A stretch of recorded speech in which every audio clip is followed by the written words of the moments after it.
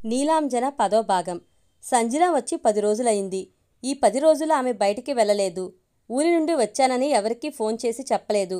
Computer, cell phone వాడలేదు. ఆమె గదిలో స్టీరియో పెద్దగా వినిపించడం లేదు. గార్డెన్లో మొక్కల్ని పరిశీలించడం, డైలీ పేపర్ని ఆమూలాగ్రంగా పఠించడం. ఇలా రాముడు మంచి బాలుడు అన్నట్టు సంజన మంచి బాలిక కాదు మంచి యువతి అయిపోయింది. సంజన నీకు ఫోన్. ఎవరమ్మా? ఏమో తెలియదు. చదువుతున్న పుస్తకం పక్కన పెట్టి మాట్లాడి వచ్చింది సంజన. ఆమె చదువుతున్న పుస్తకం తీసి చూసింది భార్గవి. అది బుచ్చిబాబు గారి చివరకు మిగిలేది. ఇంత సీరియస్ నవల, పైగా తెలుగు నవల, తన కూతురు చదవడమా? సంజన ఫోన్ పెట్టేసి వచ్చి మళ్ళీ నవల చదువుకోసాగింది. భార్గవి ఏదో పని చేస్తుందే గాని మనసు సంజన గురించి ఆలోచిస్తుంది. రమ్మని చెప్పకుండా తనే వచ్చేసింది. రాగానే నీలంతో పెళ్లికి తొందర చేస్తుందని అనుకుంది. కానీ ఆ విషయమే మాట్లాడడం లేదు. ఎందుకు? ఏం జరిగింది? నీలం సంజన ఫోన్లోనే దెబ్బలాడుకున్నారా? ఎలా ఉంది సంజన? నీకు విందే ఇంట్లో? బీన్స్ ఒక బేసిన్లో వేసుకువచ్చి సంజన ఎదురుగా కూర్చుని వాటిని తొంచసాగింది భార్గవి. చాలా బాగుందమ్మా. ఆ పల్లెటూళ్ళలో నీకు కాలక్షేపం అయ్యేదా? వెళ్ళిన కొత్తలో బోర్గా ఉండేది. అదేదో హౌస్ అరెస్ట్ లాగా ఉండేది. కానీ ఇంట్లోనే ఒక మంచి ప్రపంచం నిర్మించుకోవచ్చని నాకు అర్థమైంది. ఆంటీతో స్నేహం ఏర్పడ్డాక టైమే తెలిసేది కాదు. వింధ్యతో అంతలాగా మాటలా? ఏమిటవి? సంగీతం, సాహిత్యం, సినిమాలు, రాజకీయాలు, ఇలా ఎన్నో మాట్లాడుకునేవాళ్ళం. నువ్వెప్పుడు పాత సినిమా పాటలు విను అంటావు. వాటి గురించి అంతకంటే ఎప్పుడైనా మాట్లాడావా? ఆంటీ ఒక్కో పాట గురించి మాట్లాడుతుంటే టైమే తెలిసేది కాదు. తన కాలేజీకి వెళ్ళేది కాదా? ఉదయం 8 గంటలకు వెళ్ళి 1 గంటకు వచ్చేవారు. భోజనం చేసి నిద్రపోయి లేచేవారు. అప్పటి నుండి ఒకటే కబుర్లు. ఆంటీ దగ్గర మంచి లైబ్రరీ ఉంది. ఆవిడ అలా చదువుతూ రాసుకుంటూనే ఉంటారు. మరి ఇంట్లో పని? ఉదయం పనమ్మాయి వస్తుంది. ఉండేది ఒక్కరేగా. తొందరగా పని ముగించుకుని చదువుకుంటారు, రాసుకుంటారు. చివరకు మిగిలేది నవల. చదువుతున్నావా? అర్థమవుతుందా? ఆ పుస్తకాలు ఎలా చదవాలో, వాటి గురించి ఎలా అర్థం చేసుకోవాలో, ఎలా ఆలోచించాలో ఆంటీని చూసి నేర్చుకున్నాను. పుస్తకాల గురించి మాట్లాడేటప్పుడు ఆంటీ ముఖం చూడాలి. వెలిగిపోతుంది. కళ్ళు మెరిసిపోతాయి. నీ సూట్ కేసుతో పాటు ఇంకో బ్యాగ్ తెచ్చావే, అందులో ఆంటీ ఇచ్చిన బుక్స్, నీకు ఇవ్వవలసిన చీర, ఇలా చాలా ఉన్నాయి. నాకు చీర ఎందుకు? నేను వద్దనే అన్నాను. కానీ ఆంటీ ఒక ప్లెయిన్ చీర కొని దానిమీద డిజైన్ వేసి ఇచ్చారు. దానిమీద పెయింట్ చేసి నీకు ఇవ్వమన్నారు. బాగుంది. 6 నెలలు సావాసం చేస్తే వారు వీరవుతారు అనే సామెత నిజం కాబోతుందా అనుకుంటూ భార్గవి వంట చేయడానికి లేచింది. సాయంత్రం నీరెండ ఆహ్లాదంగా ఉంది. మధ్యాహ్నం వాన కురిసి వెలిసి మత్తుగా చల్లగా ఉంది వాతావరణం. కొద్దిగా వచ్చే ఎండలో కొమ్మలు, రెమ్మలు, ఆకులు తడిసిపోయి హోలీనాటి చిన్నపిల్లల్లా ఉన్నాయి చెట్లు. ఆ తడిపొడిగా ఉండే డాబాపై కుర్చీ వేసి కూర్చుని మిథునం చదువుతుంది సంజన. ఇంతలో వింధ్య ఫోన్. భార్గవి తీసుకుంది. ఫోన్ సంజనకి ఇవ్వు అంది వింధ్య. ఏమిటి మీ ఇద్దరి మధ్య మాటలు ఎక్కువయ్యాయి? అదంతేలే. ఫోన్ సంజన తీసుకుంది. ఎలా ఉన్నారంటీ? బాగానే ఉన్నాను. నువ్వెలా ఉన్నావు? బాగున్నాను. మీరిచ్చిన పుస్తకాలు చదువుతున్నాను. చివరకు మిగిలేదే అయిపోయింది. ఎలా ఉంది? బాగుంది. అసలు ఆ క్లైమాక్స్ ఊహించం కదా? వింధ్య నవ్వింది. అంత గొప్ప నవల నా లైబ్రరీలో ఉందనుకోవడం గొప్పగా ఉంటుంది. ఇప్పుడు మిథునం చదువుతున్నాను ఆంటీ. ఏ కథ నచ్చింది? అన్నీ బాగున్నాయి. దేనికదే సాటి. అవును, తెలుగు భాషలో ఇంత మంచి పుస్తకాలు ఉన్నందుకు మనం గర్వపడాలి. నాకు దిగులుగా ఉందాంటీ. మీరిచ్చిన పుస్తకాలు చదవడం అయిపోతే ఎలా? నవ్వేసింది వింధ్య. నువ్వున్నది హైదరాబాదులో, అడవిలో కాదు. నీకిప్పుడు తెలిసింది కాబట్టి నువ్వే సెలెక్ట్ చేసుకుని మంచి పుస్తకాలు కొనుక్కోవచ్చు. అవునంటీ. ఏమిటో మీ సలహా లేనిదే ఇంత చిన్న విషయం తెలియలేదు. పర్వాలేదులే. అన్నట్టు నీలం ఫోన్ చేశాడు. నువ్వు హైదరాబాద్ వెళ్ళిపోయినట్టు చెప్తే ఆశ్చర్యపోయాడు. నువ్వు అతనికి ఎందుకు చెప్పలేదు? ఏమో ఆంటీ, చెప్పాలనిపించలేదు. పాపం, అతడి మాటలు వింటుంటే బాధనిపించింది. సంజన, ఒక మాట గుర్తు చేయనా? ఏమిటాంటీ అది? నువ్వు వచ్చిన రోజు నేను నీతో అన్న మాటలు. చాలామందికి ప్రేమించడం రాదు. అది వాళ్ళ దౌర్భాగ్యం. చాలామందికి ప్రేమను స్వీకరించడం రాదు. అది వాళ్ళ దురదృష్టమని చెప్పాను. నువ్వు ఈ 2 కేటగిరీలో రాకూడదని ఆశ నాకు. ఏమీ మాట్లాడకుండా మౌనంతో ఎదుటివారిని అయోమయానికి గురి చేయవద్దు. నువ్వు ఇక్కడ లేవని, ఆ ఊళ్ళోనే ఉన్నావని తెలియగానే అతని గొంతులో ఆశ్చర్యం చూడాలి. బహుశా ఆ కళ్ళల్లో మనసులో చెప్పలేని బాధ ఉండాలి. ఎవరిని బాధకి గురి చేయడం మన పద్ధతి కాకూడదు. ఇంకా ఉంటాను. ఆ మన్నాడు ఒక ఆశ్చర్యకరమైన సంఘటన జరిగింది. నీలం సంజన ఇంటికి వచ్చాడు. ఆ సాయంత్రం ఎందుకో రామకృష్ణ ఇంట్లోనే ఉన్నాడు. తల్లిదండ్రులతో ఏదో మాట్లాడుతూ ఫ్రూట్ సలాడ్ తింటుంది సంజన. రండి, లోపలికి రండి అంది భార్గవి నీలంను చూసి. దాదాపు 3 నెలల తర్వాత అతన్ని చూస్తుంది సంజన. భుజాల దాకా వేలాడే జుట్టు చక్కగా కత్తిరించుకున్నాడు. Plain colour shirt, dark colour pant, shave చేసుకుని అందంగా ఉన్నాడు. లోపలికి రా అని రామకృష్ణ పిలవడంతో వచ్చి సోఫాలో కూర్చున్నాడు. భార్గవి అతనికి ఫ్రూట్ సలాడ్ తెచ్చి ఇచ్చింది. మీతో మాట్లాడాలని వచ్చాను అంకుల్. మాట్లాడు. మీరన్నట్టుగా సంజన నేను ఫోన్స్ చేసుకోలేదు, కలుసుకోలేదు. అసలు తన ఊరు వచ్చిన విషయమే తెలియదు. ఇప్పటికైనా మా పెళ్లి విషయంలో మీ అభిప్రాయం చెప్పండి. నేను ఈ సంబంధాన్ని అంగీకరిస్తున్నాను. మీ మావయ్యతో మాట్లాడి ముహూర్తాలు పెట్టుకుందాం. కానీ నాకు ఇష్టం లేదు డాడీ. ఏం? ఎందుకు? ఈ ప్రేమ వివాహాల మీద నమ్మకం పోయింది. అసలు పెళ్లి చేసుకోవాలని లేదు. అవే మాటలు సంజన. అవును డాడీ, ప్రేమించామన్న మనసుకి విలువ లేదు. అందరి ఎదుట పెళ్లి చేసుకున్న పెళ్లికి విలువ లేదు. అందుకే నాకు ఈ రెండింటి మీద నమ్మకం పోయింది. ఇదొక వైరాగ్యం లాంటిది సంజన. ఏదైనా తీవ్ర భావోద్వేగానికి గురైనప్పుడు వైరాగ్యంతో కొందరు పెళ్లి చేసుకోకూడదని అనుకుంటారు అన్నాడు రామకృష్ణ. ఇదలా అనుకోవడం కాదు డాడీ, నిర్ణయం. అదే అంకుల్, నేను ఫోన్ చేసినప్పుడు ఇలాగే మాట్లాడింది అన్నాడు నీలం. మీరు ఫోన్స్ చేసుకున్నారా? చేసుకున్నాం. మరి ఇందాక చేసుకోలేదన్నావు? నిజమే అంకుల్, కానీ సంజన ఎక్కడుందో కనుక్కుంటానని తనతో ఛాలెంజ్ చేశాను. అందుకని చేయవలసి వచ్చింది. నీకు నెంబర్ ఎలా తెలిసింది? తనకి ఫోన్ నెంబర్ ఎలా తెలిసిందో చెప్పాడు నీలం. వింటున్న సంజన ఆశ్చర్యపోయింది. వెళ్ళక ఆంటీతో బయటకు వెళ్తే ఇంత జరిగిందా? తనని ఫోటో తీస్తున్నట్టు తెలియనే లేదు. ఏమైనా అక్కిలి ఎవరో గాని అతని తెలివికి జోహారు. అంకుల్, ఇప్పుడు నాకు ఫోన్ నెంబర్ ఎలా తెలుసు? మేమిద్దరం ఏం మాట్లాడుకున్నాం? ఇద్దరికి నియమాలు తెలియవా? ఇదంతా వదిలేద్దాం. ఇంతకు ముందు మిమ్మల్ని, ఇప్పుడు మీ అమ్మాయిని పెళ్లికి ఒప్పించడానికి నాకు ఓపిక నశిస్తుంది. ఇలాంటివి మరో 2 సిట్టింగ్స్ జరిగితే నేను పెళ్లి వద్దనడం కాదు, నేరుగా సన్యాసుల్లో కలిసేట్టు ఉన్నాను. అతను అన్న విధానానికి సంజన నవ్వేసింది. భర్త తిడతాడని భార్గవి నవ్వు ఆపుకుంది. రామకృష్ణకి కూతురు అలా నవ్వడం చిరాగ్గా ఉంది. ఎందుకా నవ్వు? చేసేదంతా చేసి ఏం చేశాను డాడీ? మీరెలా ఉండమంటే అలాగే ఉన్నానుగా.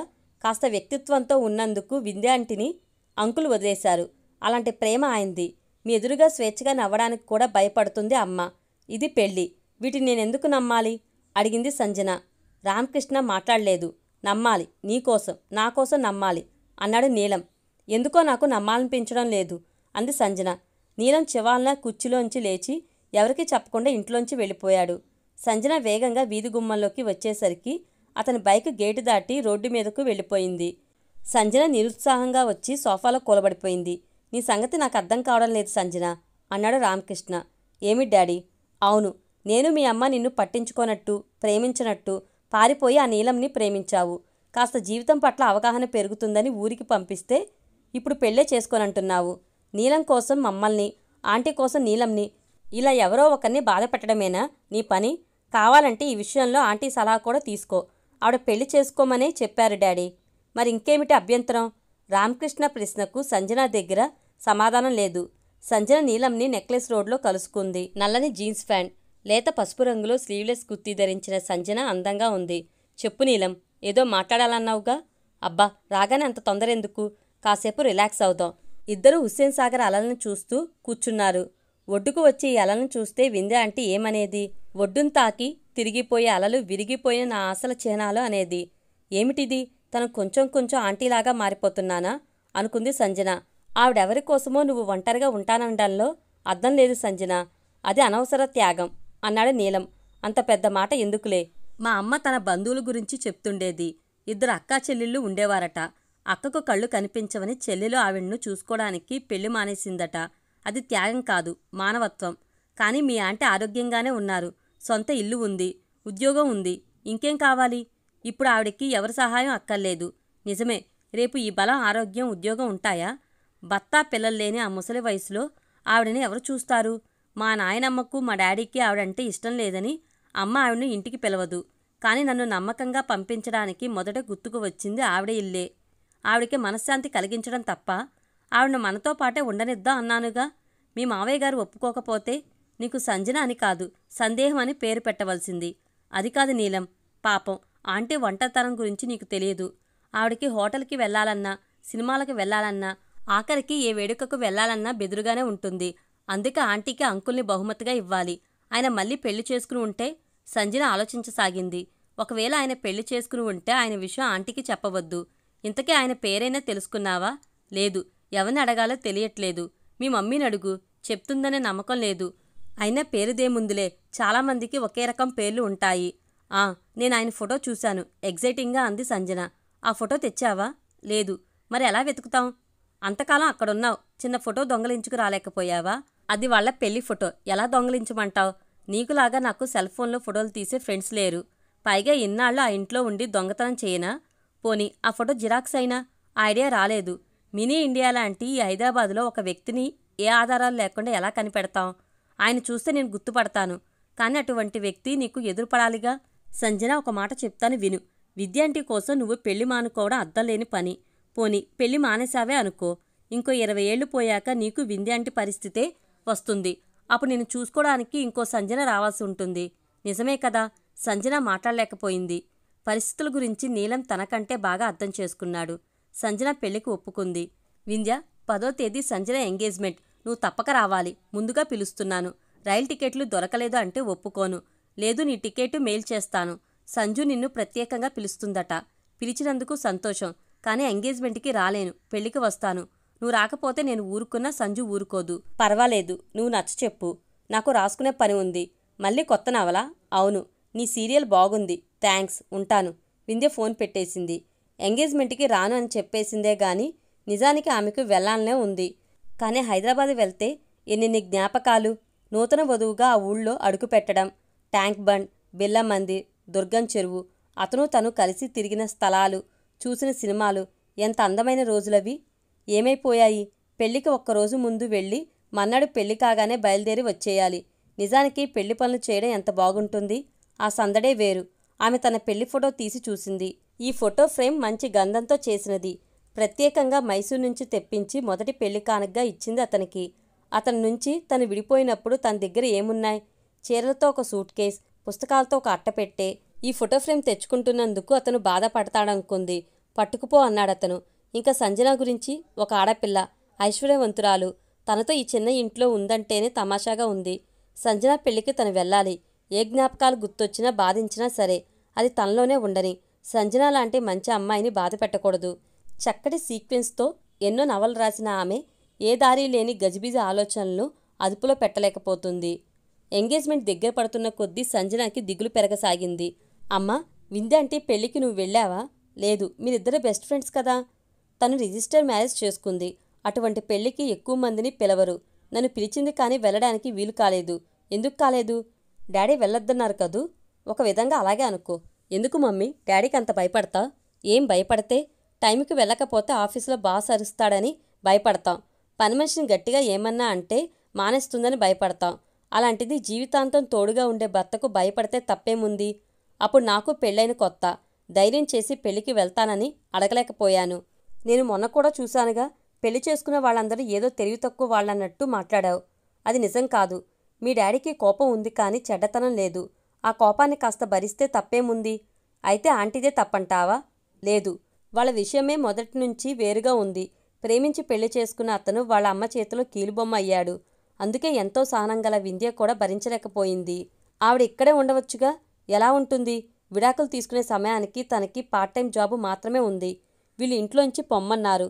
ఇంతలో వాళ్ళ నాన్నగారు ఇల్లు ఇచ్చారు. వెంటనే వెళ్ళిపోయింది. ఆంటీ ఒక్కరు ఆ ఇంట్లో ఉండడం బాగాలేదమ్మా.